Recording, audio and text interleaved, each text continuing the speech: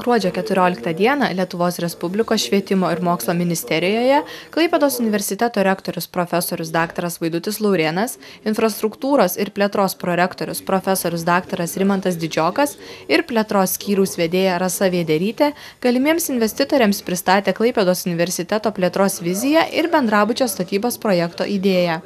Klaipėdos universiteto rektorius profesorius daktaras Vaidutis Laurėnas, infrastruktūros ir plėtros prorektorius profesorius daktaras Rimantas Didžiokas ir Turto banko generalinis direktorius Arnoldas Burkovskis pristatė Uostamiesčio universiteto būsimo miestelio infrastruktūros plėtrą, projekto investavimo galimybės ir struktūrą. Susitikime dalyvavo švietimo ir mokslo ministerijos atstovai, Seimo narys Raimundas Paliukas, gausus būrys galimų investitorių iš Lietuvos ir užsienio, teisininkai, nekilnojamo turto ir Turto banko atstovai.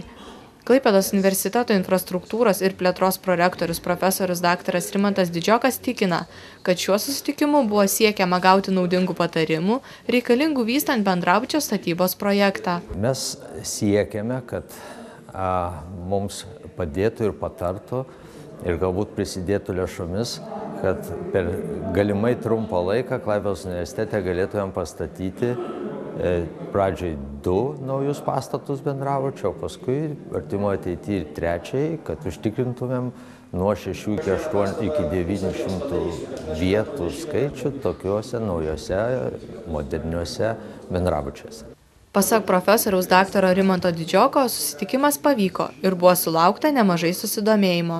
Šiandien po šitos diskusijos mes tikrai turim savo užsibrėžę labai aiškus tikslus ir susidarę laiko grafiką, kurio turėtumėm laikytis, kad galbūt po kelių mėnesių galėtumėm galutinai sukonkretinti ir galbūt turėti jau parinktą privatų investitorių, kuris ateitų ir iš dalies finansuotų šito bendrabučio pastatų statybą.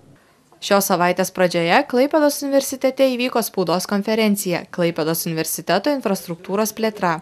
Jos metu Klaipėdos universiteto rektorius profesorius daktaras Vaidutis Laurėnas bei plėtros ir tarptautinių ryšių prorektorius Rimantas Didžiokas žurnalistams pristatė planuojamo statyti universiteto miestelio viziją, aptarė švietimo ir mokslo ministerijoje vykusį susitikimą.